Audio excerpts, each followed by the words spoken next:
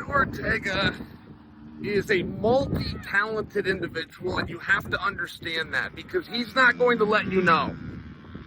He is so humble and so shy, and that humble and shyness that you see when you watch him press conference. Oh, is this a little rocky? Maybe I should show you. I'm on a Camel.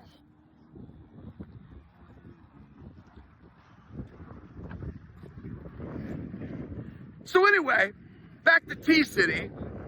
That humble and shy guy that he lets on, that he shows you at press conferences or even in the ring, doing interviews after fights, he's even more shy than that if you meet him in real life. He's just a really polite, humble guy. Like, think about martial arts. He came up through a Gracie. I mean, Henry Gracie is his head mentor.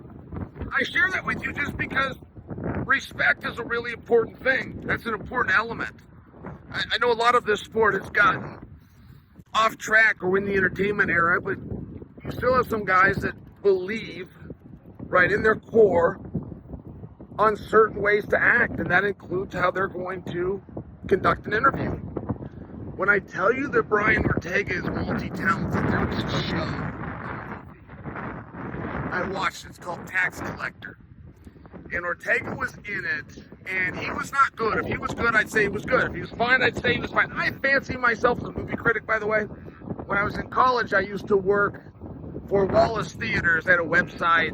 But back then, right, this is in the late 90s, no, websites were kind of uncommon. And I was a movie critic, so I fancy myself as a movie critic. If Ortega did fine, I would say he did fine. He was great. He was great in this movie.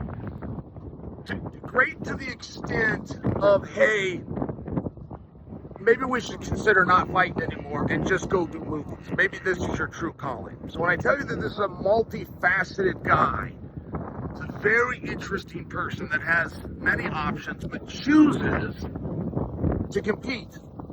And he did an interview prior to his fight with Rodriguez. And Yair Rodriguez is amongst the most frightening guys in the UFC. Like, think of Jon Jones. Think of how complex that is, right? If you follow heavyweights right now, or light heavyweights, your athleticism goes down, right? The bigger you get, your perception of being tougher is there, but your skills and your repertoire goes down. Jon Jones can go out and do everything. Jon Jones can go out and do spinning attacks to heavyweights. He can spin around the octagon and hit you right in the mouth with an elbow, right? Rodriguez can do the same thing. Rodriguez is every bit as dynamic as Jon Jones. He just does it in a different weight. I mean, I'm just telling you, that is a hard night out that nobody wants. Ortega took it not once but twice. Oh, by the way, the whole reason he did it the second... Oh, wait a second. I got a beautiful girl right here. Oh, hello, Miss Brittany. Huh? My hot-ass wife's on a Camel right next to me. How often do you get this experience? I mean, this is pretty cool. So, nobody wants to fight Rodriguez. Brian Ortega fought Rodriguez twice. So, the first match, I really felt Rodriguez didn't get his credit. Rodriguez won, period.